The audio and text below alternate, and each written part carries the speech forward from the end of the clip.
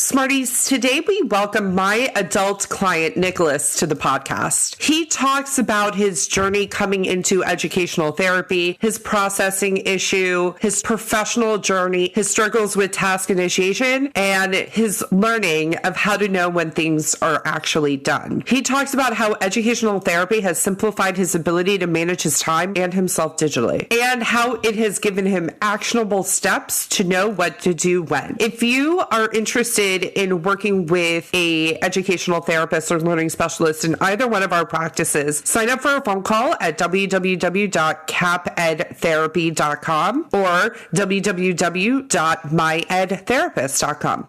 Let's dig in. You want to learn faster, but sometimes working harder is just not the answer. You have to learn smarter. The Educational Therapy Podcast. Hi, Smarties. Welcome to episode 288 of Learn Smarter, the Educational Therapy Podcast. I'm Stephanie Pitts. And I'm Rachel Kapp. And today we are thrilled to have a guest on our podcast, one of Rachel's clients, Nicholas. Welcome to the podcast. Hello. Thank you so much for having me. I listen to a lot of podcasts and never thought I would be on one. So thank you for having me. Now you'll get to drive and hear yourself on the podcast. It'll be good. Yeah. It could be like it was on your bucket list, even if it wasn't. Now you get to check it off. Yeah. Well, thank you. Thank you. So, Nicholas, I would love for you to introduce yourself to our audience a little bit. Tell us about who you are and how you sort of got into my world. The origin story. Tell us your story. I want to hear all the things. Okay, so I'm Nicholas. I'm 28. I have a processing issue. I don't have dyslexia technically. I sometimes say that I do, but basically I have a processing issue. I have ADHD.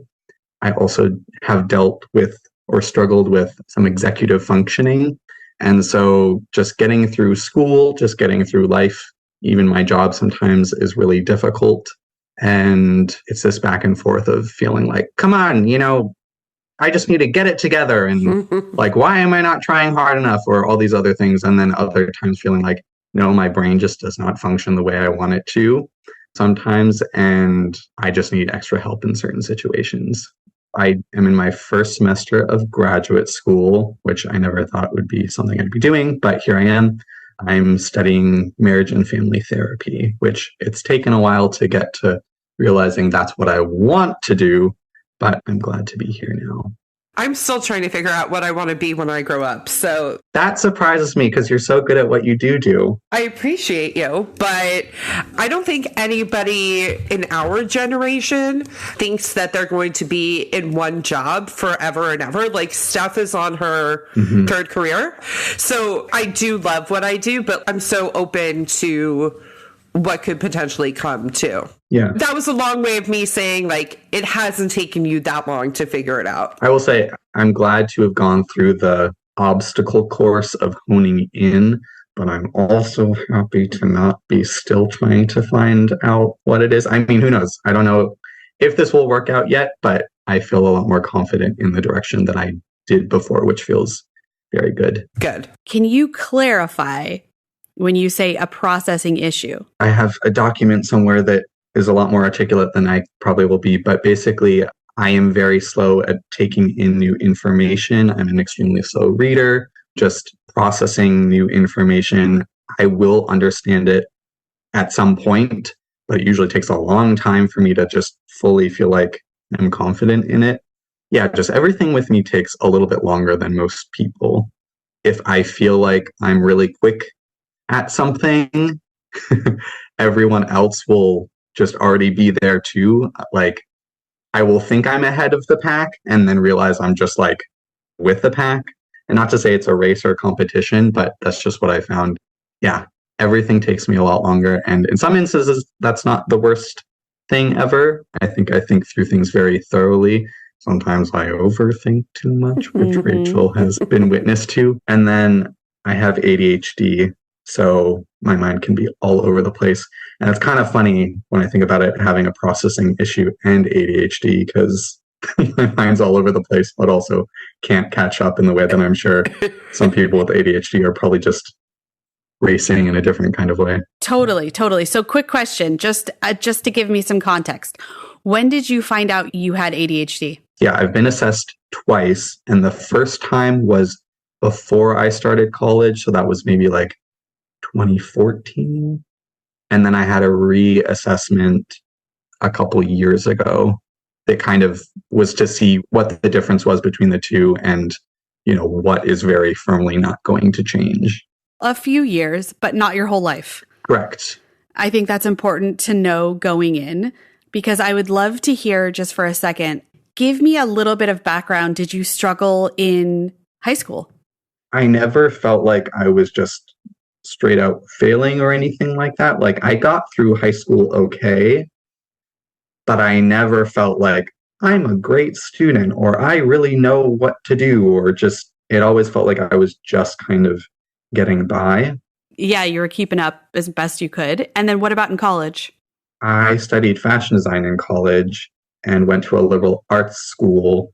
So in a lot of ways, I still had a lot of the same, math, English classes and whatnot, but I finally felt a bit more confident in that I was good at something.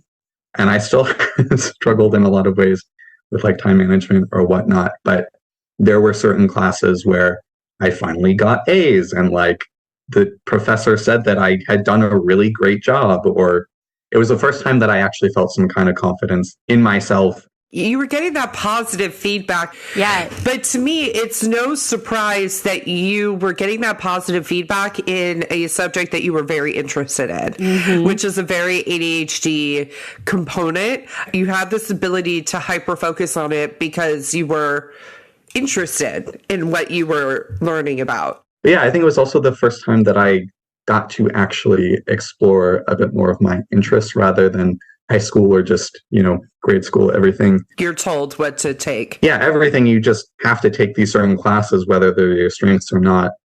I had an English class that initially I was really struggling with. I think it was my second semester of college. And one thing I will say is I had a tutor. It was called the Academic Achievement Center, and it was for students who had learning disabilities. And I worked with this one woman who basically I credit her to getting me through college. She just helped me. She was very much like a Rachel. Like she just understood that my brain worked differently and knew exactly how to get me started on things. And I remember like later in that semester, I got a 100 on an essay that I had written. And I just like, my mind was blown that that was possible. And it was a teacher that I found to be hard.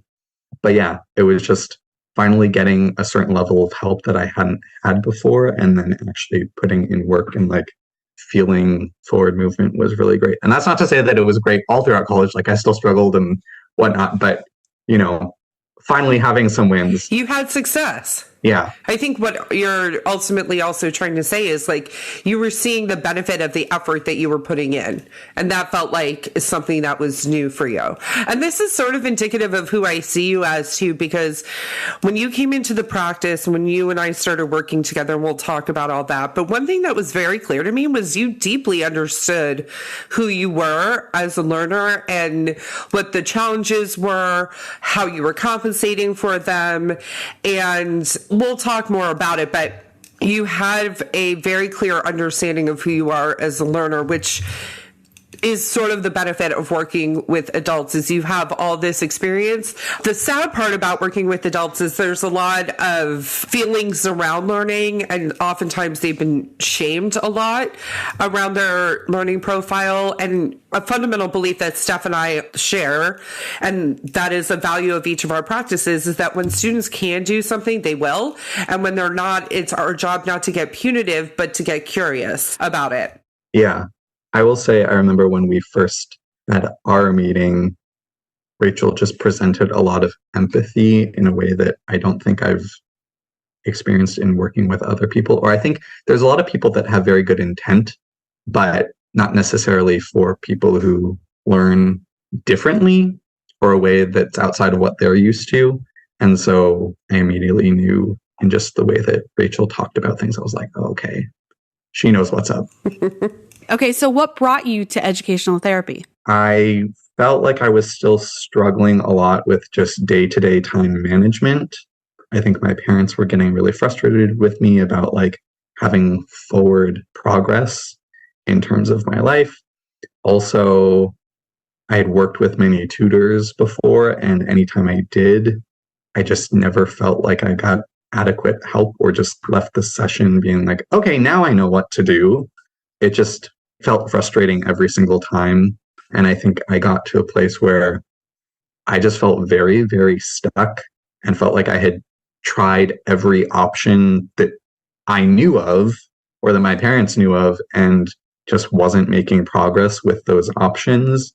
And so I think my dad was like, maybe you need a life coach, or maybe you need someone who's more specific to the learner that you are. And then I think my stepmom somehow found educational therapy, and that's what led me to Rachel. Amazing. Should we talk about how you tried someone else out first?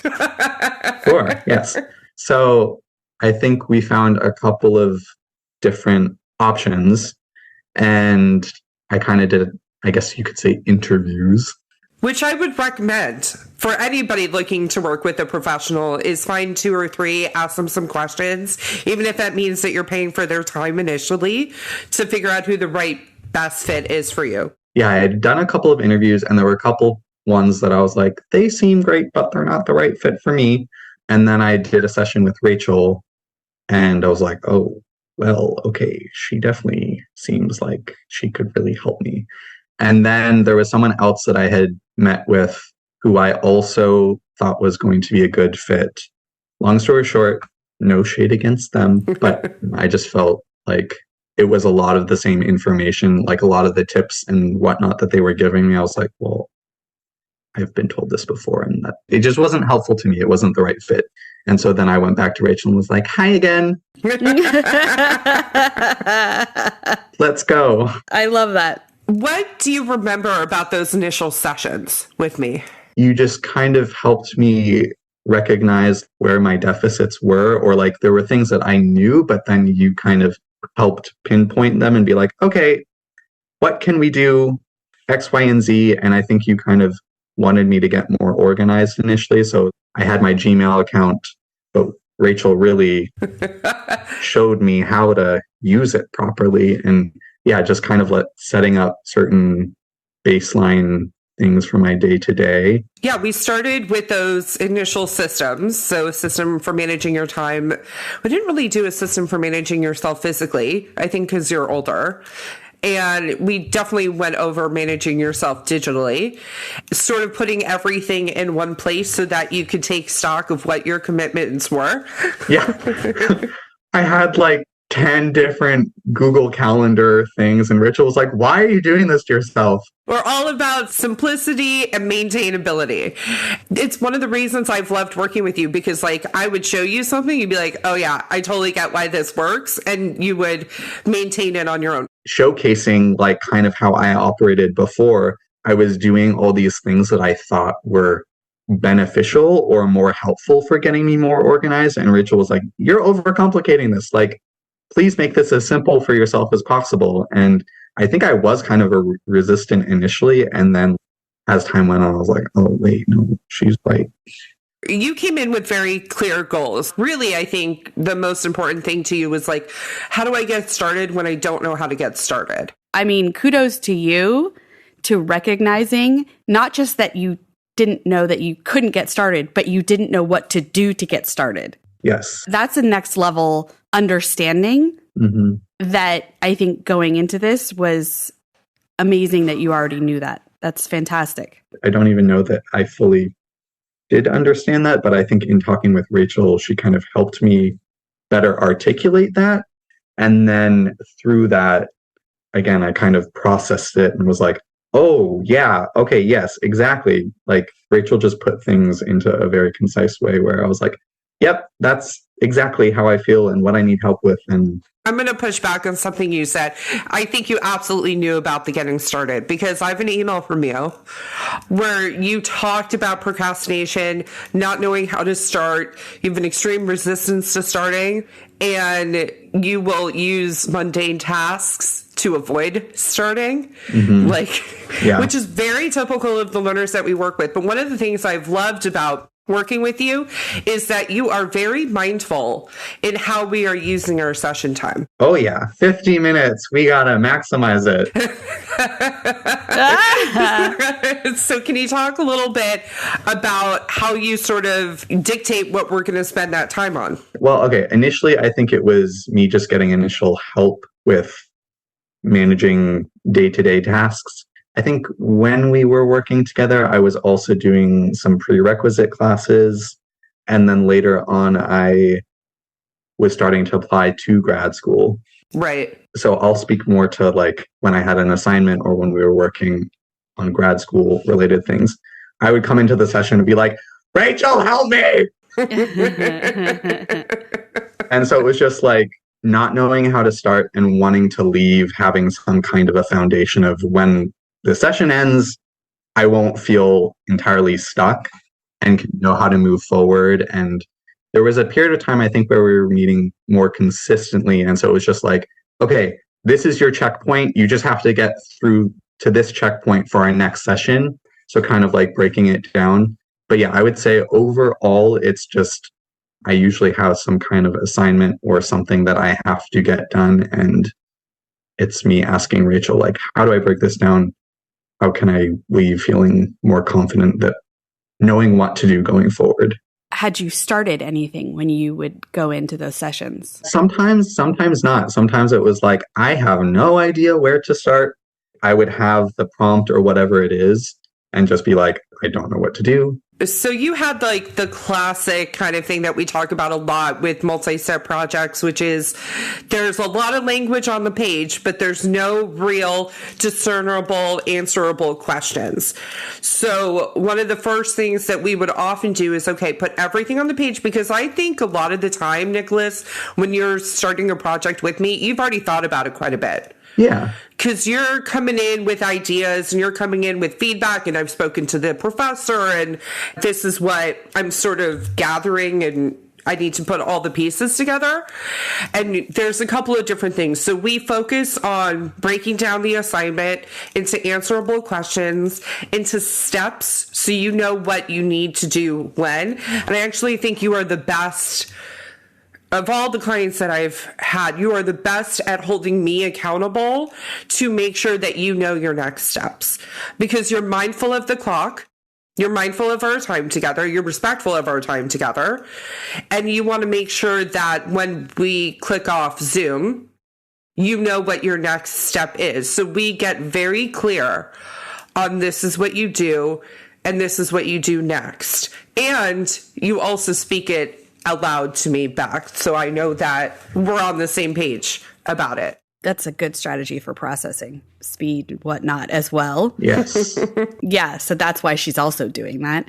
But I think I want to talk about two things. Okay, there's the part about getting assignments done. That's, grad school and all of that. But the difference between grad school, high school, the other responsibilities that you have going on in your life, you knew that school was hard, but now you have this extra ball in the air of adulting that you are needing help with. So can you talk a little bit about what was going on outside of the classroom stuff, outside of the academic stuff that you might have been struggling with?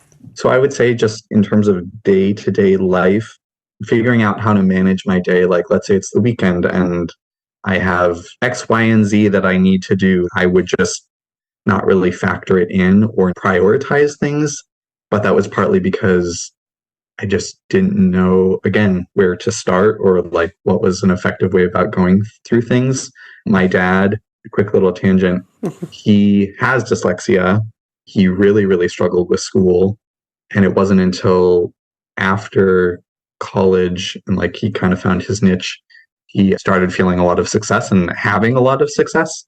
And I love my parents dearly. They're both very type A++ people. I am not. And so even though my dad has a lot of similar struggles, so there's a lot of overlap, but even then there are still some pretty big differences in how our brains work. And so I think there was a lot of pressure on me to make a to-do list and like all these things that worked really well for him or people like him, that anytime I would do that, I'd be like, well, I'm doing this and it just doesn't feel like it's helping me, or just like I'm doing the things I should be doing, and things were not clicking. And so, yeah, I think going back to just like the day to day, I would make a to-do list and then not really feel like I accomplished much. Or at work, the job I have now, it's not a hard job, but there's a lot of like little tasks and little things that need to get done throughout the day. And I just felt like I was constantly like missing things or forgetting things. And just, I always have felt like things that should seem easy and doable have not been, and kind of like beating myself up about like, well, why can't you just get through this? Why can't you just do this? Like, it shouldn't be this hard. And I've always felt just kind of confusion or resistance, wanting to do everything, but just feeling rather stuck. Okay. And so how are things different now? In some ways, I'm like, oh, things still aren't great, but in a lot of ways, they're much, much better, because I think you're focusing on perfection. Well, yeah, initially I was, with having a learning disability in school or just functioning differently. There's two sides to it. One is just sort of accepting like, I can't do this in the way that most people can.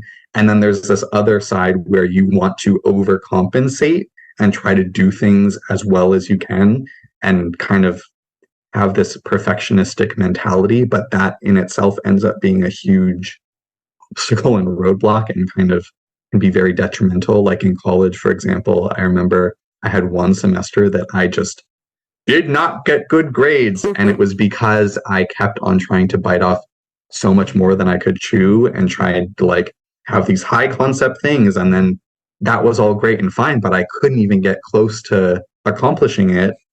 And so, yeah, I think I have a lot of anxiety. I think Rachel has helped me realize like things do not have to be perfect. You just have to answer the questions or do what is asked. And if you can do more because you've gotten through it and you still have more time, that's great. But one thing my dad has always told me, or one thing that has stuck out, he said, a good plan today is better than a great one tomorrow. Ooh. Yeah. Ooh, I like that. Yeah. Yeah. So, well, and also I'm just going to throw this out there that you're saying, you know, how have things changed? Your journey is not over. No.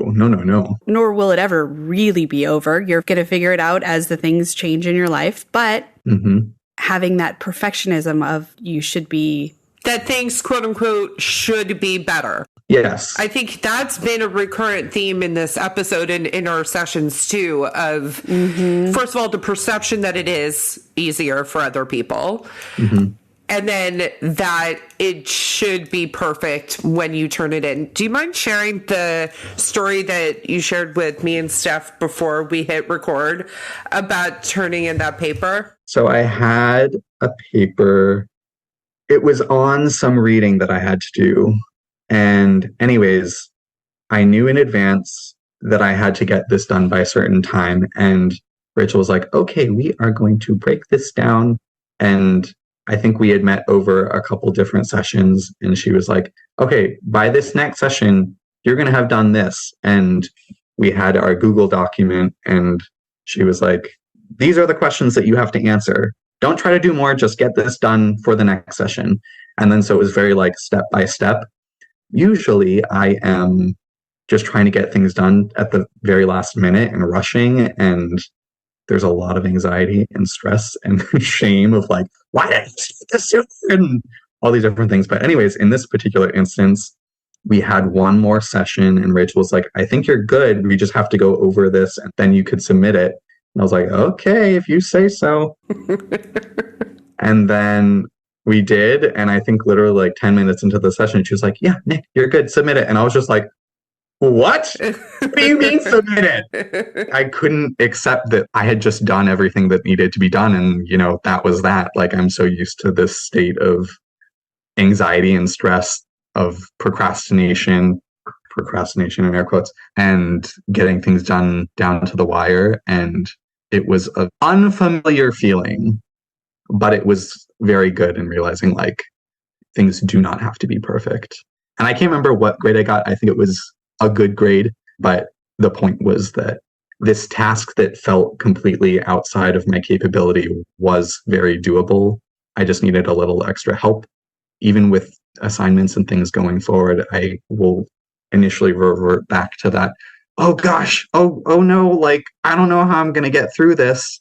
And this like panic and anxiety. And then like, I think I have a paper that I have coming up, and I started looking at what was being asked, and I was like, Rachel was literally in my head, and she's like, how do we break this down into answerable questions? And so like on my Google Doc, I literally went through and spaced everything out. I can't remember. It was like, you need to do this, comma, you have to do that, and you have to do that. And so I just broke down each thing and started writing out what I could. Turning it into a question. Yeah. And so I still have a lot more I have to do, but I guess I have some kind of a starting point, which is better than having nothing. So this has brought up something interesting for me in hearing you sort of reflect back on this component of knowing when something is done. And Steph, I think we need to do an episode on that, because we have talked a lot about how to get started on the podcast and maybe not as much of how to know when you're done. Because Nicholas, I think it's on both ends. 100%. So that would be a future interesting episode. I want to kind of help wrap this up for us. So what would you tell other adults about educational therapy? And then I want to know, what would you tell past Nicholas? Yes. Knowing what you know now. And past Nicholas can be 10-year-old Nicholas. It can be 20-year-old. Mm-hmm. You get to define that. But I want to know both components. What would you tell other adults and past Nicholas? I would tell other adults that you learn differently. That is okay. Even if you were a perfect learner, that doesn't mean that things are going to be perfect for you. There's no perfect learner. Yeah, exactly. So just knowing when and how to ask for help. You don't have to do everything yourself. So yeah, I guess what I would say is the conventional way of doing something is probably not the way that's going to work best for you. If you feel stuck, don't feel shame in asking for help. One thing I have struggled with is knowing how to ask for the right kind of help. Just don't give up in trying to find the right kind of help for you. It's probably going to be a process. And in terms of what I tell my younger self, I would say, you are not stupid. You are not lazy. You are extremely creative and bright. And my dad has always said, the conventional path is not the one for you. And I think that really holds true. Don't be afraid to ask for help. And don't feel shame that you're not doing things right. Or the way you perceive other people as doing it. Yes. Everyone has their own path. Everyone's going to, it looks different for everybody. And school is really only designed for a very small sliver of person and personality type and learning style. I'm saying this in a general sense, but also to myself. You don't have to meet certain marks at the same time as everybody else. Like, some people get to their marks and then have no idea what to do going forward. So like, why not take your time in figuring things out? Couldn't agree more. Mm-hmm. Work smarter, not harder. Yeah. Yep. That's the perfect spot to end on. I love it. Thank you so much for coming on the podcast and having this conversation with us. And we're sorry about the tech issues, but I'm glad I got to see you. Thank you for having me. Yeah, thank you. Will you say our signature sign off and say, have a great week, Smarties? Of course. Have a great week, Smarties. Have a great week.